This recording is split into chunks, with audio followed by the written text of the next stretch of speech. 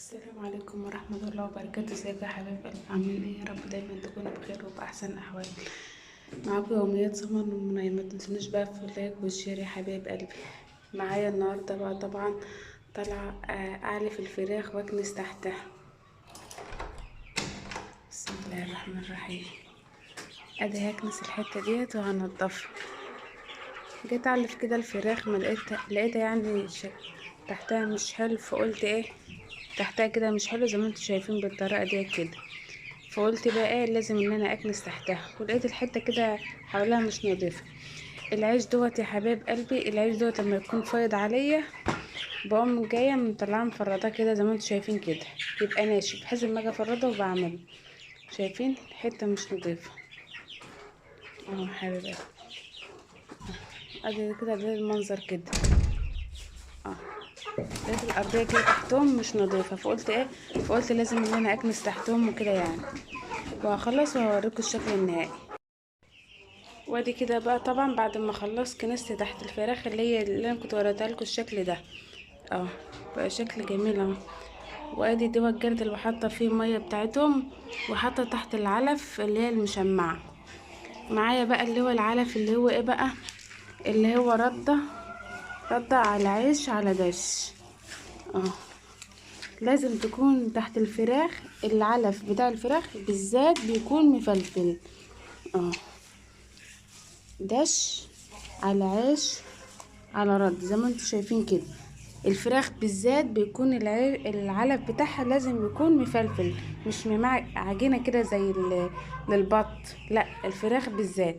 وحاطة تحت العلف المشمعة اللي انتوا شايفينها دي العلف بتاعهم والمية زي ما انتوا شايفين كده. زي ما انتوا شايفين الشكل بقى جميل خالص. وكده بقى طبعا خلاص دخلتهم بقى الأوضة بتاعتهم اهو، وهقفل عليهم كده بقى. هقفل عليه خلاص، خلصت وهقفل عليهم بقى زي ما انتوا شايفين كده. هاجي بقى لتاني حاجة اللي هي الفراخ اللي هي البلدي هجين. الفراخ البلدي هجين اللي هي الشامورد بتاعتي طبعا تحتها مش نضيف زي ما انتوا شايفين كده بالطريقة دي. وشايفين الحتة تحتهم مش نضيفة خالص.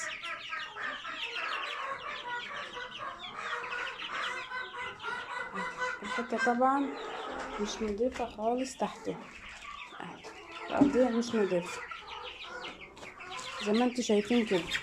هكنس بقى اكنس بقى تحتهم طبعا، واخلي الحته تحتهم نضيفه كده. هكنس بالطريقه دي كده لان تحتهم مش نضيف خالص. الفراخ بالذات اعلفيها، حط لها العلب بتاعها وكنسي تحتها بحس اليوم بيومين، اليوم بيومين. بتحب اللي انت تعلفيها تحتها نضيف وبتاكل وكويسه تلاقي ايه ما شاء الله، هتلاقي اليوم بيومين، اليوم بيومين.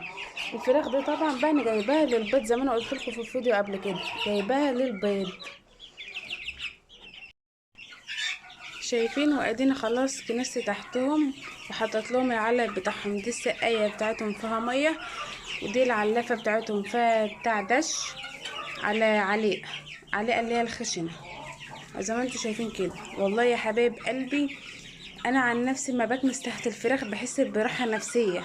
في ناس بتقول لك ايه انا ما بكنسش الا في السنه مرتين، مرتين اي حاجه، لا كل اسبوع اكنسي تحت الفراخ بتاعك هتحسي اليوم بيومين وراحتك النفسيه تبقى حلوه. صدقوني والله مفيش احسن من النظافه.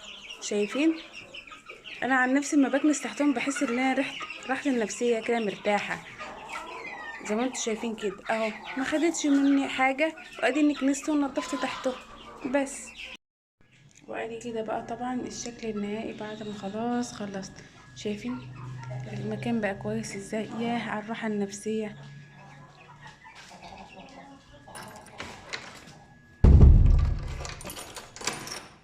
طبعا بقى انا لسه ما خلصتش، طالع معاه لسه بقى طبعا. طالع الف بقى ايه، طالع الف اللي هو البط اللي فوق اللي هو المسقوف اللي انا وريتهولكوا في فيديو قبل كده. طالعه طبعا بقى ايه، طالعه انني اكنس تحته برضو وان انا اعلفه كده زي ما انتوا شايفين كده طالع اكنس تحته، هعلفه بقى طبعا ايه ردة وديش وعيش.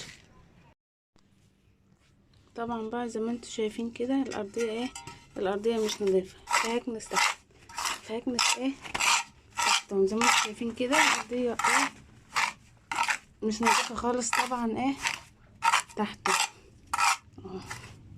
زي ما انتوا شايفين كده الارضية ايه مش نظيفة اهو.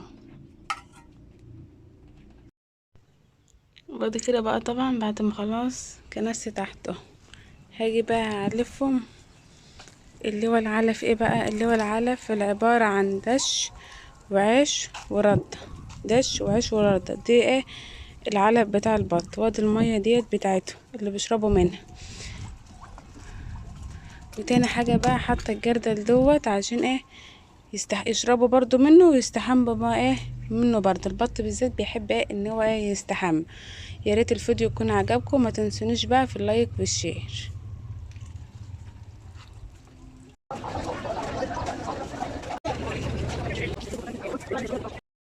رحت السوق بقى طبعا اشتري شوية طلبات. جايبة بقى ايه، جايبة اللي هو البطاطا دي الكيلو ب10 جنيه، جبت 2 كيلو زي ما تحبي بقى، يا مسلوقة يا مشوية. وجبت تاني حاجة طماطم الكيلو ب10 جنيه، جبت برضو 2 كيلو. وجايبة تاني حاجة معايا الخيار، خيار بلدي جايبة الكيلو ب25 جنيه. ومعايا برضو موز جايبة الكيلو ب15 جنيه، جبت 2 كيلو. وجبت معايا البطاطس الكيلو ب25 جنيه. ومعايا برضو ممبار كيلو ب110، جايبة كيلو ونص. وجايبة طبعا الخضرة شبت على كزبرة على بقدونس عشان اعمل احشي الممبار بقى وكده.